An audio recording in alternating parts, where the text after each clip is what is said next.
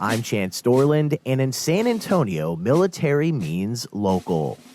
This is Military City, a podcast from expressnews.com. San Antonio Express News senior reporter Sig Christensen was embedded with the 3rd Infantry Division during the U.S.-led invasion of Iraq in 2003 and has reported on military-related topics for decades. Every episode here on the podcast, Sig and I discuss the military stories important to San Antonio, both from today and from the past. And today, Sig, we're taking a look back at how the ongoing wars in Iraq and Afghanistan began, as well as your experience being in both countries. And then, perhaps most importantly, a solemn anniversary that is actually observed today as we speak. Let's start with that anniversary, which has a very personal San Antonio connection and also a very personal connection for yourself. Yes. We had been fighting in Afghanistan for a couple of months after 9/11. Uh, Unbelievably, there had been no casualties. In the first couple of months, we seemed to roll into the country. The Taliban fell back. We were chasing the uh, group that bin Laden was thought to have been with, along with a group called the Northern Alliance. And so this was a country that was in a fit of righteous rage after 9/11. But then, late in the first week of 2002, the first casualty report came in. The first soldier, the first American soldier killed in combat, that came through on Friday, January the 4th. And the young man's name is Nathan Ross Chapman. Nathan called San Antonio home, even though he did not live here. He was 31 years old, a Special Forces first sergeant, and he called San Antonio home because he was really close to his grandparents who lived here. His parents live in Sun City, north of San Antonio. It's near Georgetown, which most people will know is close to Austin. And his parents were at one time both in the Air Force themselves. They were computer programmers. So he was an interesting young man, and doing very secretive work. It turns out that he actually was involved with the CIA, and a couple of years ago they gave him a star in their rotunda. So when we got the news, we didn't know that. We just knew that he was a soldier, he was a veteran, and when I realized where he was from, I knew we had to act. So I got a phone number from Michael Canoop, who worked as our chief researcher. And Michael sent the number. I called Will Chapman at his home in Sun City, and we talked. And that was on Friday, the 4th of January. And the last thing I asked was, could I come up there the next day and do a longer interview? And could we bring a photographer in? And this is a really difficult thing to ask. It's really difficult, as I can tell you, because we've done it for so many years. Another reporter, Scott Huddleston in particular, and I have covered most of the funerals, and there have been more than 60 for troops killed in Iraq and Afghanistan at Fort Sam Houston National Cemetery. And we've interviewed many of the families. There is no more difficult job than doing that. You're intruding on a very private moment. But the part about this that is good is that it helps people know something about the soldier or the Marine, the sailor or the airman that has been lost. And we have always felt like that's a really important part of our mission. We want people to, in our community, which is a very military oriented town, we want them to know about the people who have sacrificed their lives. And that's what we set out to do on this particular day. And the story of what happened to him is very much the story of the war. He was ambushed after a meeting with with tribal elders, and and we've seen that many times over the years. Um, it's a treacherous place.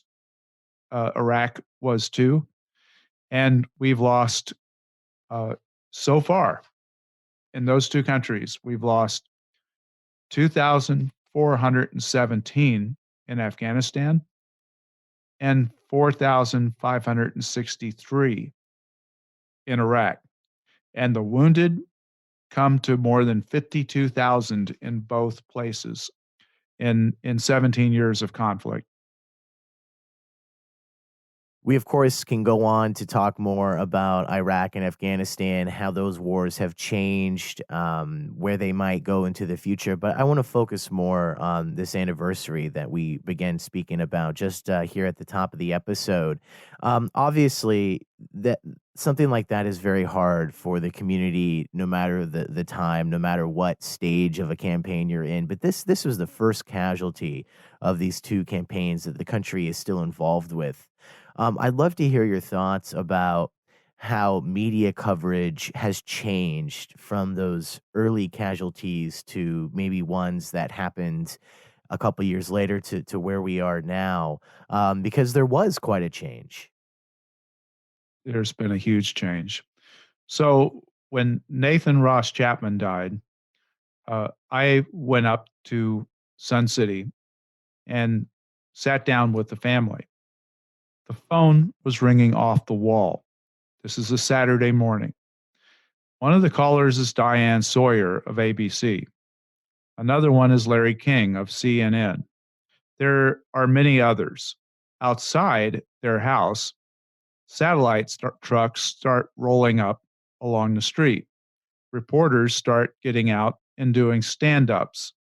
A stream of those reporters came to the front door and knocked, wanting to do interviews, but I was the only one that set this up prior to that morning, and I was really about the only person that they talked with.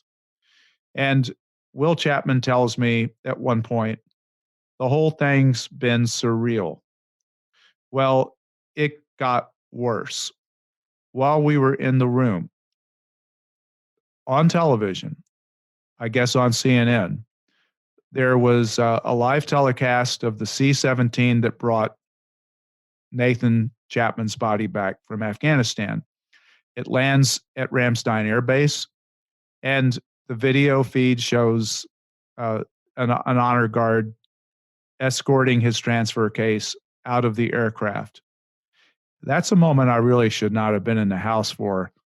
The Chapmans had gone from being relatively calm and and reasonably upbeat given the situation to being absolutely stunned and silent, and they started to cry. And it was a really private moment, and I was in there with them when they had it. So I can tell you that this was just as difficult as it could get. But their son was the first. And early on, a lot of Americans paid attention to casualties. They put yellow ribbons out in front of their homes, they put them on their cars. When I was in Iraq for the invasion, a lot of people sent us care packages. They finally caught up with us after we all got to Baghdad. And I was pretty impressed. There was a lot of home front support. If you see a death notice today, uh, you will find that there is nothing like that going on. Uh, Nobody calls from CNN. Uh, Nobody writes a big story about it. If it happens here, we will write a story about it, and we will, by policy, put it on our front page because we want people in our community to know about troops from our community or from the area. And there are more than 60 of them who have now died in combat. We want our people in this town to know about it. But across the country, I think people have really turned off. And it's interesting because the president of the United States has managed to get the entire history of our involvement there wrong. And on top of it, He seems to forget that the reason why we have terrorism there today is because the Soviets invaded and occupied Afghanistan. And then we worked with the Taliban, with the Haqqanis, and with other tribes to drive them out. Well, those are the very people we're fighting today. So, you know, there's a history, and I'm not sure that most people remember it. Maybe they never knew it, and maybe they don't care. But we're now having a big debate, or at least some people are, about whether we should stay there. And it raises a lot of questions. A big question? Well, President Bush, in a speech that he made in Ontario, California, on Saturday, January 5th, 2002, the day that I was with the Chapmans, told a crowd of 5,000 people that their son did not die in vain. He said, I can assure the parents and loved ones of Nathan Chapman that he lost his life for a cause that is just and important.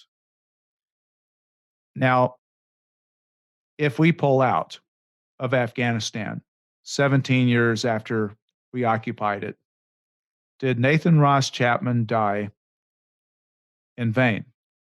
And did 2,417 other American troops die in vain? Or are some people who ask, how can you tell somebody that they should be the last person to die for a hopeless cause? You know, how can you ask someone to do that? There's more than one perspective about this, but the question in my mind is whether we are going to have a debate about it, whether we're going to have a conversation about it, whether this debate among people around the country is going to filter up to the people in Washington who make policy. Or are we simply going to slink out of Afghanistan the way that we did Vietnam? And then you have the next question, why were we there to begin with? You can't go to a parent and tell them that this was all for nothing. I'm not in the position to do that. I won't do it. Every parent, every spouse that has lost somebody in these wars that we've been fighting has to decide whether the sacrifice was worth it. But when you're talking about folding up the tent and leaving and allowing things to go back to the way they were before we were there, you're really asking a lot of those who've lost people, because they're all going to ask themselves, what was accomplished? Did anything that was done, did any sacrifice and all the trillions of dollars that we've spent mean anything? There's a conversation we ought to be having. That's what I think anyway. And when you get to know these parents, let me tell you, every single one of them grieves every day. So I know the Chapmans are grieving today. I know they're thinking about the date. I'm thinking about the date. But I'm not going to be the one to sit there and say, "What do you think about that? Is this was this all a waste, or was there some point to it?" I can't I can't even bring up that subject with them, and I won't. It's not my place. But as a country, we ought to have the conversation. Sig, you just did a great job of just giving a general idea of where we've been with Iraq and Afghanistan to where we are now. Let's finish up by honoring this man that we're talking about, the anniversary of his death, Nathan Ross Chapman. Tell me about the type of person he was. Well, let's start with the fact that when he was in the Army, he was a communications operator with the 5th Special Forces Group. That's quite an elite job that he had. It's interesting because that's a physical job, and he was quite a physical person. Back in high school, he went to Centerville High School in Ohio. He was a wrestler, and after leaving high school, he became a Green Beret and earned 15 commendations over a decade of service that took him to the 1989 Panama invasion and the first Gulf War in Kuwait. So he was a very experienced soldier. He was born at Andrews Air Force Base in Maryland. As I said, his parents both were in the Air Force. His parents told me that he really enjoyed snowboarding and he liked being outdoors in his childhood. And that kind of fed into a whole bunch of pursuits that he followed throughout his life. Uh, Will Chapman told me this: for all the other characteristics that Nathan had, I believe that he had to just kind of live in an exciting environment and live on the edge, and to do things that might be viewed as dangerous to other people. It seems like he didn't shy away from anything that was dangerous. He goes into the Army, and the first thing he wants is to jump out of airplanes. And then joining a unit that you know has risky things that they're going to do day in and day out. He then volunteered for the scuba diving course, which is one of the toughest the Army has. Uh, he was known as very sociable. He had a lot of friends. He was known for making friends very quickly and for caring for the troops that were under him. His mother said he was a sweet child. He was very close to my parents. For such a big guy and a strong person, trained the way he was really a softie. Now, there are other things to know about him. He was a father and he had children. Um, he left them behind. And there's a line from a movie, The Bridges at Toko Ri. It's a great film starring William Holden and Mickey Rooney, of all things. And he's pulled out of his law practice to become a jet fighter pilot in the Korean War. And that happened. A lot of people who had been in World War II were called back into service. The Army and the Air Force were small, and there wasn't a lot of time to train people, so they brought a lot of experienced people back into the armed services. And his character is killed. William Holden's character is killed at the end of the movie. The admiral on board the ship asks, "Where do we find such men?" Well, we somehow managed to do that with every generation of troops, and Nathan Chapman is certainly one of those people. When you see the life that he led, the risks that he took, and his willingness to serve, you see generations of people who have served since the Second World War.